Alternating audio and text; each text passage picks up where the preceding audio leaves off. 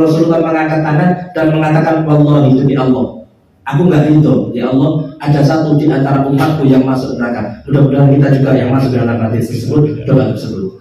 Maka dari itu berkaitan dengan hadis tadi, berkaitan dengan cerita tadi, ketika turun beberapa ayat, semua sahabat senang, semua sahabat gembira, kecuali Sayyidina Abu Bakar As-Siddiq saat itu. Sayyidina Abu Bakar As-Siddiq nangis.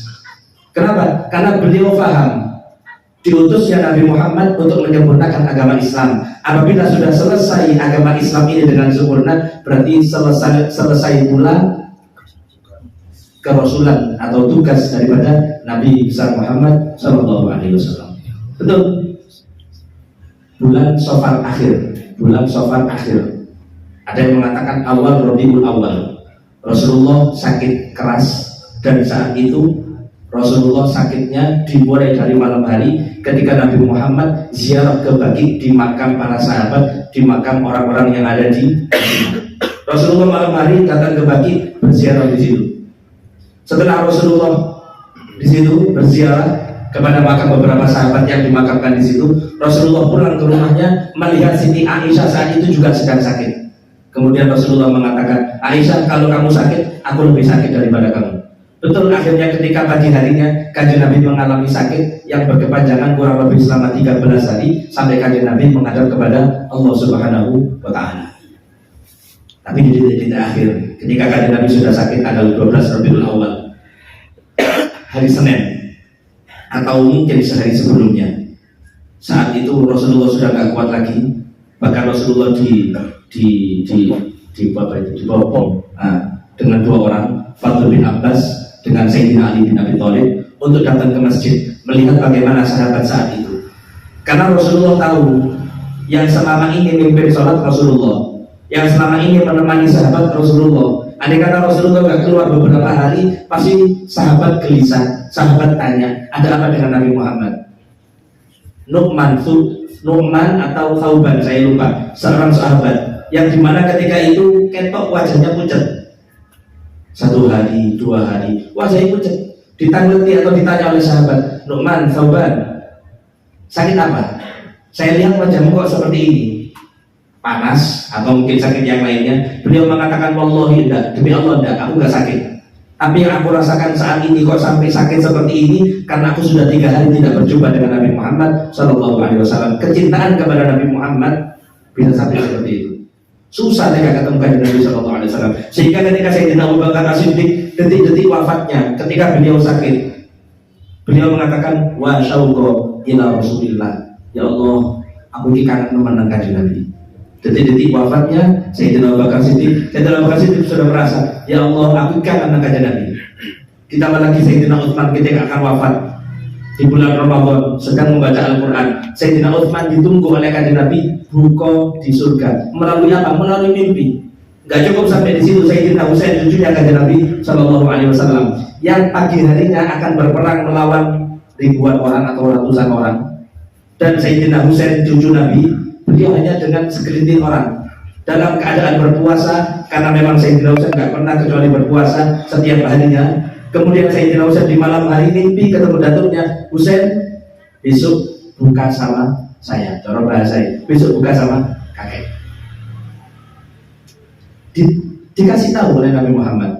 Takut Sayyidina Husain? Enggak. Karena kenapa? Al-maut, kematian, itu adalah salah satu yang menghalangi orang solih untuk bertemu Allah, untuk bertemu Rasulullah. Sehingga setiap orang solih pasti ketika meninggal mereka senang. Man ahabba liqa Allah, ahabballahu liqa'ah. Barang siapa yang cinta bertemu dengan Allah, maka Allah pun akan cinta bertemu dengan dia. Mudah-mudahan kita bisa sampai ke derajat seperti itu. Ini sahabat tadi, ketika Rasulullah sudah sakit, kemudian Rasulullah mengatakan, Abu Bakar suruh jadi imam. Abu Bakar suruh jadi imam. Kemudian Sayyidah Aisyah berkata kepada Nabi Muhammad, kata Nabi, Abu Bakar ini orangnya halus, Abu Bakar ini orangnya lembut, Abu Bakar ini orangnya gak kuatan, nangisan, tersentuh kalau baca Al-Quran pasti nangis. Gimana engkau menyuruh beliau untuk jadi imam? Kemudian kata Nabi mengatakan, wallahi, gak ada orang yang suka seandainya Abu Bakar menjadi imam. Karena kenapa? Mereka melihat kelemahan pada diri Abu Bakar. Maka ketika aku suruh Abu Bakar menjadi imam, aku ingin menghilangkan praduga-praduga daripada orang-orang dari itu. Pembelaan kecintaan kanjeng Nabi kepada Sayyidina Abu Bakar As-Siddiq. Bahkan Sayyidina Umar ketika ditanya, Umar, apa yang kamu nggak bisa menyamai daripada amalnya Abu Bakar As-Siddiq? Kemudian Sayyidina Umar mengatakan, 3 hari yang dialami Sayyidina Abu Bakar itu tidak akan bisa Umar menandingi ibadah seumur hidup. Apa yang dimaksud 3 hari itu? 3 hari kebersamaan Sayyidina Abu Bakar bersama Nabi Muhammad ketika berada di Gua Thur, bersembunyi bersama Nabi SAW. Pengorbanan. Unta disiapkan oleh Sayyidina Abu Bakar. Rasulullah dengan hijrah, Rasulullah masih gak ngajak orang. Rasulullah gak mengindikasikan aku hijrah sama fulan, aku berangkat sama fulan, aku berangkat dengan siapa, aku berangkat mulai kapan. Gak ada. Tapi Sayyidina Abu Bakar dengan penuh harap, beliau siapkan 2 unta, 2 kendaraan saat itu. Perbekalannya beliau siapkan. Sayyidina Abu Bakar gak tahu bahwasanya beliau lah yang nantinya akan dipilih. Cuma dengan penuh keyakinan, penuh kecintaan, sehingga kanjeng Nabi langsung menunjuk Sayyidina Abu Bakar sebagai Rafiq, sebagai orang yang menemani kanjeng Nabi SAW untuk melakukan perjalanan indah dari kota Mekah menuju kota Madinah. Sehingga dulu di Gua Thur selama 3 hari. Maka kata Sayyidina Umar bin Khattab, demi Allah 3 hari yang dialami Abu Bakar bersama Nabi Muhammad, Umar gak bakal bisa menandingi meskipun ibadah seumur hidupnya. Karena kenapa? Kebersamaan bersama kanjeng Nabi Muhammad SAW. Gak cukup sampai di situ. Sayyidina Umar banyak melihat Abu Bakar ini lahu fadl. Abu Bakar yang punya keutamaan. Ketika ada Sulhul Hudaybiyah, suluh perjanjian damai di Hudaybiyah saat itu. Ketika Rasulullah akan melakukan perjalanan umroh bersama sahabatnya. Singkat cerita, Rasulullah dihalangi, Rasulullah dicegat, dihadang, diembargo di situ. Kemudian Rasulullah berjanji atau mengadakan perjanjian, salah satunya dengan Suhail tadi, mengadakan perjanjian. Isi perjanjiannya, subhanallah, salah satunya, kalau ada orang Islam yang datang dari kota Madinah menuju kota Mekah, maka umat Islam gak berhak menuntut orang itu dikembalikan ke Madinah. Tapi kalau sebaliknya ada orang Mekah yang kabur untuk masuk Islam datang ke kota Madinah, maka orang Madinah atau pihak Rasulullah itu harus mengembalikan orang itu kepada keluarganya. Di satu sisi melihat ini adalah perjanjian yang merugikan umat Islam. Ini perjanjian yang merendahkan agama Islam. Selesai perjanjian, Sayyidina Umar bin Khattab lari datang kepada Sayyidina Abu Bakar.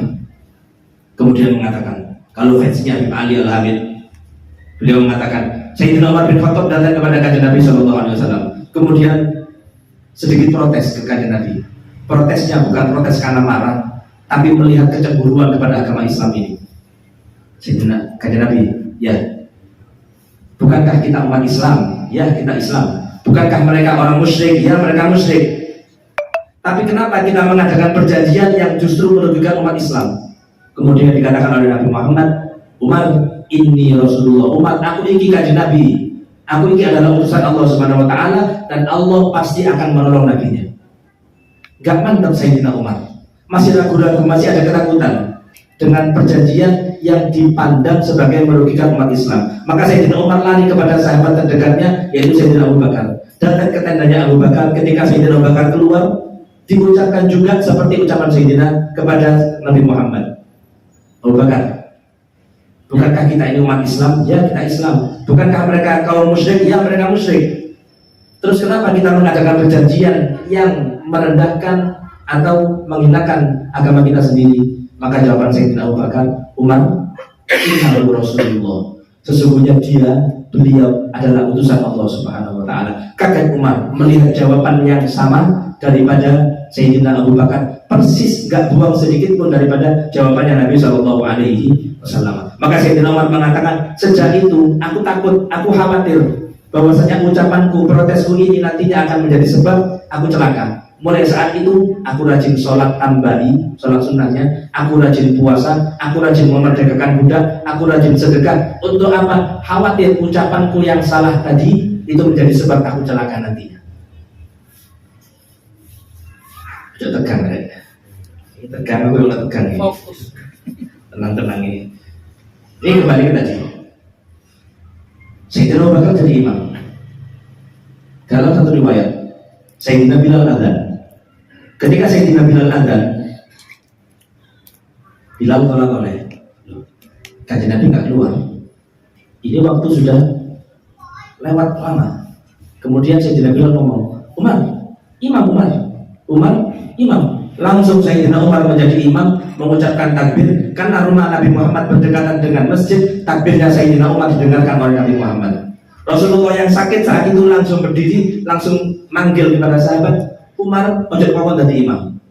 Umar jangan suruh untuk menjadi imam. Selesai sholat, Sayyidina Bilal dimarahi oleh Sayyidina Umar, dan Sayyidina Umar mengatakan, wahai ya Bilal, celaka kamu wahai Bilal.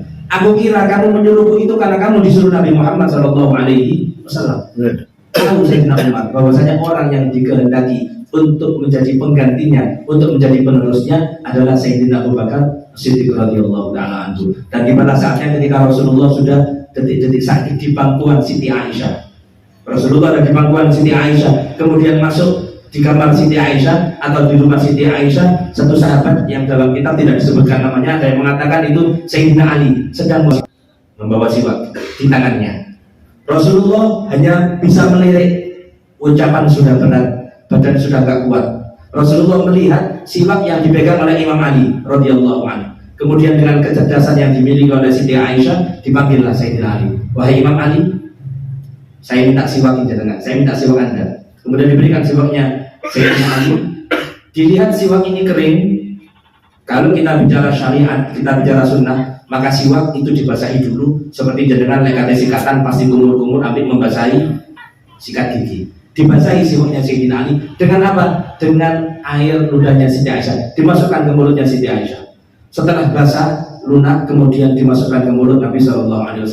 Sehingga dalam sejarah dikatakan istri yang di antara istri yang bangga dengan Nabi Muhammad daripada istri-istri yang lain adalah Siti Aisyah. Karena kenapa? Akhir hayatnya Nabi Muhammad, air liurnya itu bercampur dengan air liurnya Nabi SAW. Disiwakan kepada kanjeng Nabi SAW.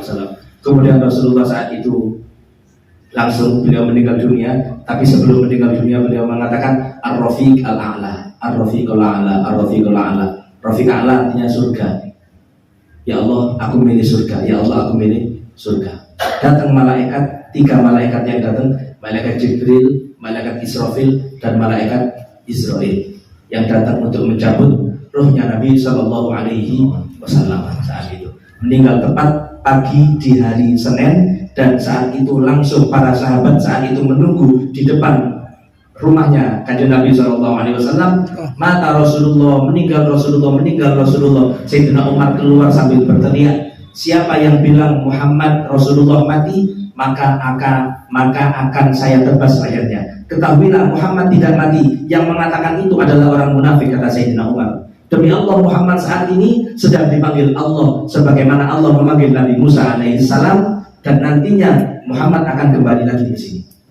Ketika orang sudah bingung, orang sudah ketakutan, sebagian ada yang takut dengan ucapan Sayyidina Umar, sebagian ada yang meyakini Nabi Muhammad sudah meninggal dunia. Datanglah Sayyidina Abu Bakar As-Siddiq dan mengatakan, ansyid ya Umar, diam wahai Umar, dengarkan wahai Umar. Mangkana ya'budu Muhammadan fa innahu qad mat, wa mangkana ya'budullah fa innahu hayyun la yamut. Barang siapa yang menyembah Muhammad, maka Muhammad mati, telah meninggal dunia. Dan barang siapa yang menyembah Allah, maka Allah tidak akan pernah meninggal dunia, karena Allah maha hidup. Kemudian beliau membacakan satu ayat, wa ma Muhammadun illa rasul qad khalat min qablihi rusul afa in mata aw qutila qalabtum ala aqabikum ila akhiril ayat. Kemudian Sayyidina Umar sampai tersimpuh, duduk gak mampu berdiri, dan mengatakan, demi Allah, seolah-olah aku tidak pernah mendengarkan ayat ini. Kecintaan Sayyidina Umar kepada Nabi Muhammad SAW digambarkan sampai beliau gak percaya kalau orang yang dicintainya diambil oleh Allah Subhanahu wa Ta'ala. Maka dari itu, ma'asyiral hadirin jamaah Majelis Darul Anwar rahimakumullah, ayo kita teladani kanjeng Nabi SAW.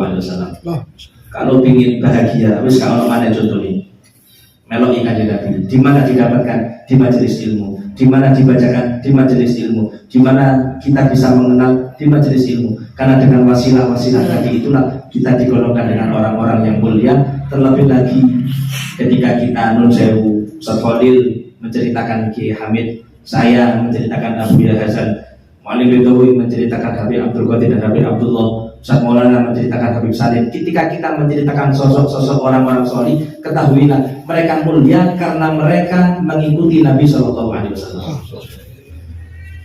Maka hakikatnya orang yang bercerita tentang ulama itu juga bercerita tentang keindahan akhlak yang dimiliki Nabi Muhammad SAW, sebagaimana dikutip dalam kitab Maulid, "Fama wa ma min khuluqin fil bariyati mahmud illa wa huwa mutalaqan an zaidin." Wujud tidak ada akhlak yang indah yang dimiliki oleh setiap orang kecuali pasti itu diambil daripada akhlaknya Nabi SAW. Maka mudah-mudahan dengan tempat atau dengan pembacaan Maulid tadi, perkumpulan yang mulia ini dengan para habaib, mudah-mudahan turun rahmat semakin banyak keluar dari tempat ini, kecintaan ditambah, keringanan untuk ibadah ditambah, kita dihalangi daripada kemaksiatan kepada Allah Subhanahu wa taala, dan khususnya bulan Rabiul Awal ini menjadi sebab kita semua bisa melihat Nabi Muhammad SAW. Mudah-mudahan sebelum meninggal dunia dan lebih lagi nanti kita bisa berharap dikumpulkan bersama Nabi besar Muhammad SAW. Mungkin itu yang bisa kami sampaikan, kurang lebihnya mohon maaf. Sebelumnya ada pengumuman lagi dari saya, bisa kita banggakan mudah-mudahan dan menjadi sebab kita dikumpulkan bersama Nabi Muhammad Sallallahu Alaihi Wasallam.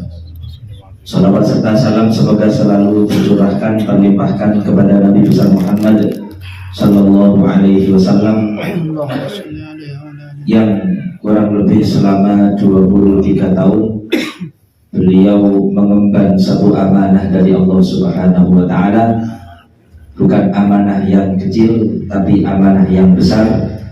Dan amanah itu bisa kita rasakan sampai sekarang ini tidak lain karena perjuangan Nabi besar Muhammad Sallallahu Alaihi Wasallam bersama para sahabat-sahabatnya. Hadirin jamaah, teman-teman Majelis Darul Anwar yang mudah-mudahan dirahmati Allah. Jika berbicara tentang Nabi Muhammad, keindahan fisiknya, kemuliaan akhlaknya, sebenarnya memang yang lebih pantas itu adalah orang-orang yang hatinya bersih, perilakunya sesuai dengan ucapannya. Tapi untuk menyambung keberkahan dan sesuai dengan ucapan syair yang mengatakan, "Walain madahtu Muhammadan bi qasidati falaqad madahtu qasidati bi Muhammadi." Sebuah nasihat daripada seorang syair yang mengingatkan kula jenengan puji kanjeng Nabi Muhammad SAW. Kadang sholawat kita banyak, kemudian timbul rasa sholawatku wis akeh. Kadang kita istiqomah hadir maulid, kemudian ada bangga kepada kehadiran kita di majelis-majelis maulid.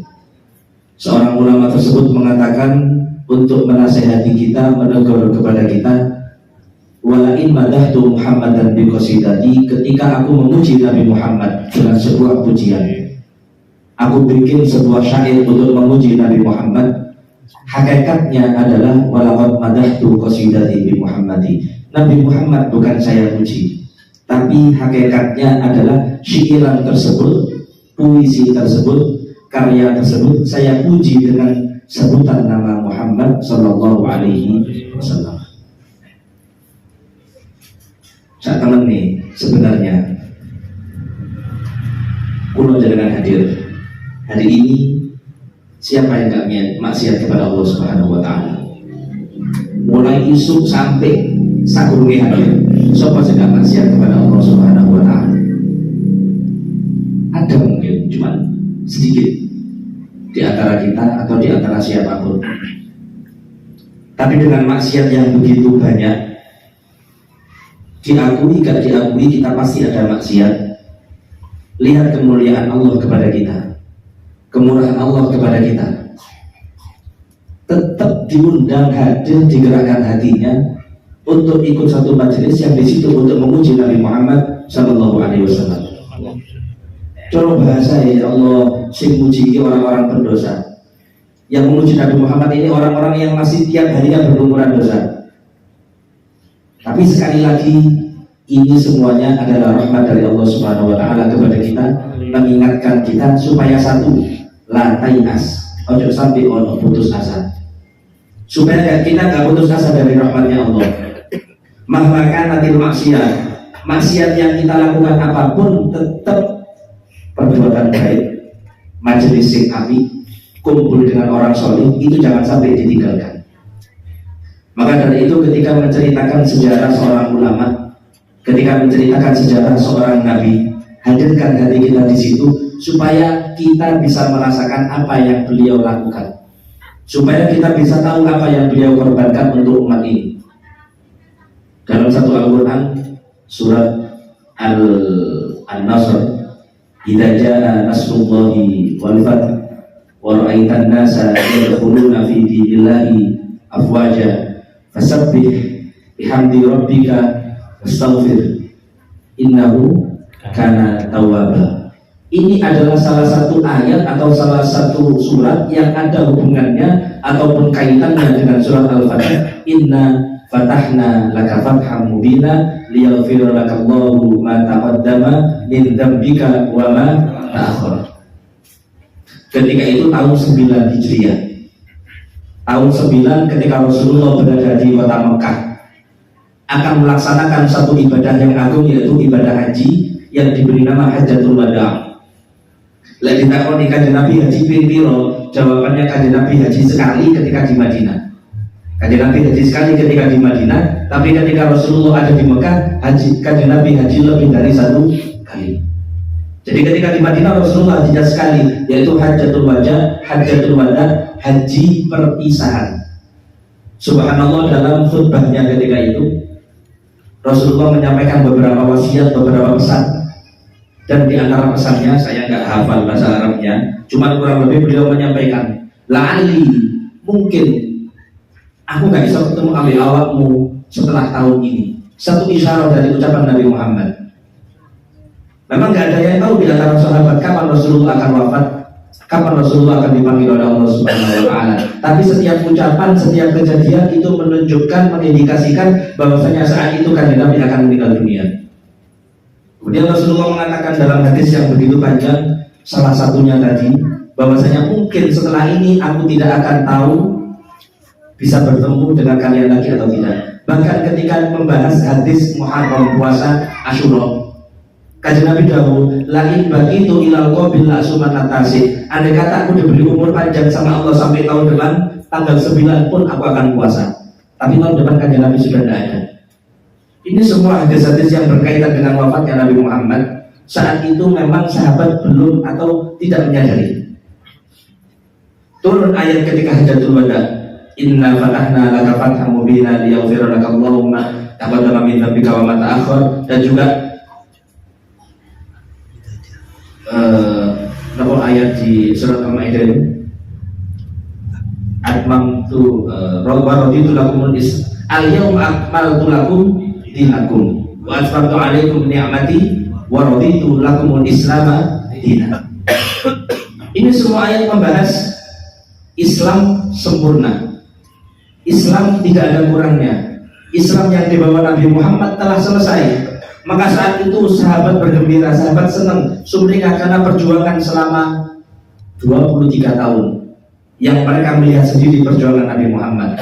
Bahkan di antara mereka ada yang selalu mengikuti bersama Nabi Muhammad. Saya ketika membaca salah satunya Islam Umar, Islam Khalid bin Walid, itu rasanya awak diri itu masuk dalam hadis itu mati dan khulunal jannah. Itu harus dalam hadis wallahi la a'lamu wahidun min ummati finar. Kita harus ada masuk di hadis tersebut, dan mudah-mudahan memang sama Allah yang ditakdir seperti itu.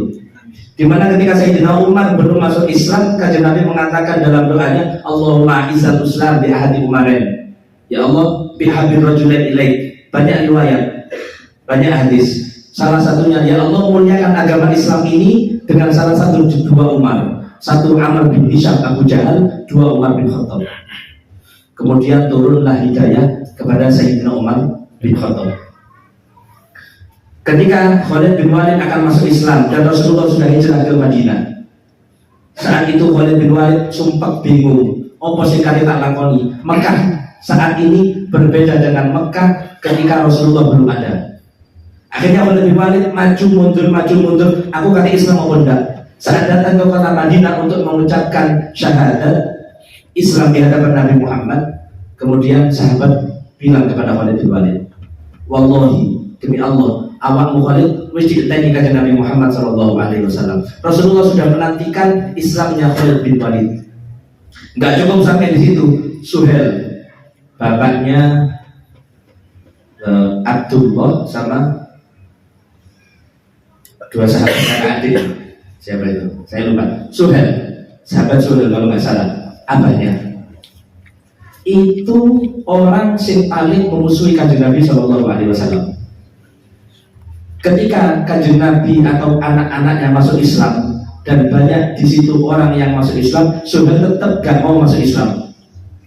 Tapi kanjeng Nabi mengatakan, mudah-mudahan Suhel kelak nanti akan menjadi orang yang berjasa dalam agama Islam. Ternyata Allah takdirkan dalam ucapannya sabdanya Nabi Muhammad. Rasulullah wafat, orang Mekah banyak yang murtad, banyak yang keluar dari agama Islam. Kemudian Suhel, beliau berdiri di samping Ka'bah dan beliau teriak mengatakan, kalau kalian Islamnya karena menyembah Muhammad, maka Islam kalian selesai. Tapi kalau kalian Islamnya karena cinta kepada Muhammad, tetap ada Rasulullah, gak ada Rasulullah, maka tetap Islam harus tambah kuat dengan wafatnya Nabi SAW. Melihat ucapan itu, kalau saya nggak salah Abdullah bin Suhel yang sampai nangis, dan beliau mengatakan betul yang disabdakan kanjeng Nabi Muhammad SAW. Nggak cukup sampai di situ, banyak hadis yang menceritakan bagaimana dulunya kanjeng Nabi berdoa A, B, C, tapi semuanya dikabulkan.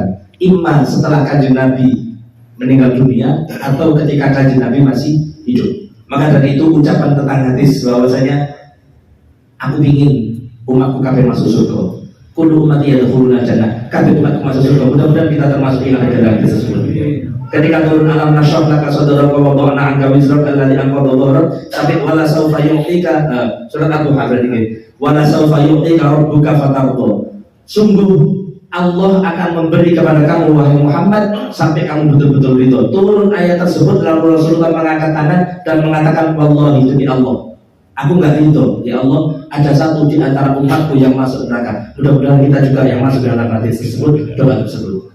Maka dari itu berkaitan dengan hadis tadi, berkaitan dengan cerita tadi, ketika turun beberapa ayat, semua sahabat senang, semua sahabat gembira, kecuali Sayyidina Abu Bakar As-Siddiq saat itu. Sayyidina Abu Bakar As-Siddiq nangis. Kenapa? Karena beliau paham diutusnya Nabi Muhammad untuk menyempurnakan agama Islam. Apabila sudah selesai agama Islam ini dengan sempurna, berarti selesai pula kerasulan atau tugas daripada Nabi besar Muhammad SAW. Betul. Bulan Safar akhir. Ada yang mengatakan awal Rabiul Awal. Rasulullah sakit keras dan saat itu Rasulullah sakitnya dimulai dari malam hari ketika Nabi Muhammad ziarah ke Baqi di makam para sahabat, di makam orang-orang yang ada di Rasulullah malam hari datang ke Baqi berziarah di situ. Setelah Rasulullah di situ berziarah kepada makam beberapa sahabat yang dimakamkan di situ, Rasulullah pulang ke rumahnya melihat Siti Aisyah saat itu juga sedang sakit. Kemudian Rasulullah mengatakan, Aisyah, kalau kamu sakit, aku lebih sakit daripada kamu. Betul, akhirnya ketika pagi harinya kanjeng Nabi mengalami sakit yang berkepanjangan kurang lebih selama 13 hari sampai kanjeng Nabi menghadap kepada Allah Subhanahu wa Ta'ala. Tapi di titik akhir, ketika kanjeng Nabi sudah sakit tanggal 12 Rabiul Awal, hari Senin atau mungkin sehari sebelumnya, saat itu Rasulullah sudah nggak kuat lagi, bahkan Rasulullah dibopong dengan dua orang, Fadl bin Abbas dengan Sayyidina Ali bin Abi Thalib, untuk datang ke masjid melihat bagaimana sahabat saat itu. Karena Rasulullah tahu yang selama ini memimpin sholat Rasulullah, yang selama ini menemani sahabat Rasulullah Andai kata Rasulullah nggak keluar beberapa hari, pasti sahabat gelisah, sahabat tanya, ada apa dengan Nabi Muhammad? Nu'man atau Thauban, saya lupa, seorang sahabat yang dimana ketika itu ketok wajahnya pucat. 1 hari, 2 hari, wajahnya pucat. Ditangleti atau ditanya oleh sahabat, Nu'man, Thauban, sakit apa? Saya lihat wajahmu kok seperti ini. Panas atau mungkin sakit yang lainnya. Beliau mengatakan, wallahi enggak, demi Allah enggak, aku enggak sakit. Tapi yang aku rasakan saat ini kok sampai sakit seperti ini karena aku sudah 3 hari tidak berjumpa dengan Nabi Muhammad SAW. Kecintaan kepada Nabi Muhammad bisa sampai seperti itu. Susah mereka ketemu dengan Nabi SAW. Sehingga ketika Sayyidina Abu Bakar As-Siddiq detik-detik wafatnya, ketika beliau sakit, beliau mengatakan, wa syauqa ila Rasulillah. Ya Allah, aku ini kangen menangkan Nabi. Detik-detik wafatnya Sayyidina Abu Bakar Siddiq, Sayyidina Abu Bakar Siddiq sudah merasa, ya Allah, aku kangen menangkan Nabi. Ditambah lagi Sayyidina Utsman ketika akan wafat di bulan Ramadan sedang membaca Al-Quran. Sayyidina Utsman ditunggu oleh kanjeng Nabi buka di surga. Melalui apa? Melalui mimpi. Gak cukup sampai di situ, Sayyidina Husain cucunya kanjeng Nabi SAW yang pagi harinya akan berperang melawan ribuan orang atau ratusan orang. Dan Sayyidina Husain cucu Nabi, beliau hanya dengan segelintir orang dalam keadaan berpuasa, karena memang Sayyidina Husain gak pernah kecuali berpuasa setiap harinya. Kemudian Sayyidina Husain di malam hari mimpi ketemu datuknya, Husain, besok buka sama saya, cara bahasa saya, besok buka sama kakek. Dikasih tahu oleh Nabi Muhammad. Takut Sayyidina Husain? Enggak. Karena kenapa? Al-maut, kematian, itu adalah salah satu yang menghalangi orang solih untuk bertemu Allah, untuk bertemu Rasulullah. Sehingga setiap orang solih pasti ketika meninggal mereka senang. Man ahabba liqa Allah, ahabballahu liqa'ah. Barang siapa yang cinta bertemu dengan Allah, maka Allah akan cinta bertemu dengan dia. Mudah-mudahan kita bisa sampai ke derajat seperti itu. Ini sahabat tadi, ketika Rasulullah sudah sakit, kemudian Rasulullah mengatakan, Abu Bakar suruh jadi imam. Abu Bakar suruh jadi imam. Kemudian Sayyidah Aisyah berkata kepada Nabi Muhammad, kanjeng Nabi, Abu Bakar ini orangnya halus, Abu Bakar ini orangnya lembut, Abu Bakar ini orangnya gak kuatan, nangisan, tersentuh kalau baca Al-Quran pasti nangis. Gimana engkau menyuruh beliau untuk jadi imam? Kemudian kanjeng Nabi mengatakan, wallahi, gak ada orang yang suka seandainya Abu Bakar menjadi imam. Karena kenapa? Mereka melihat kelemahan pada diri Abu Bakar. Maka ketika aku suruh Abu Bakar menjadi imam, aku ingin menghilangkan praduga-praduga daripada orang-orang tadi itu. Pembelaan, kecintaan kanjeng Nabi kepada Sayyidina Abu Bakar As-Siddiq. Bahkan Sayyidina Umar ketika ditanya, Umar, apa yang kamu gak bisa menyamai daripada amalnya Abu Bakar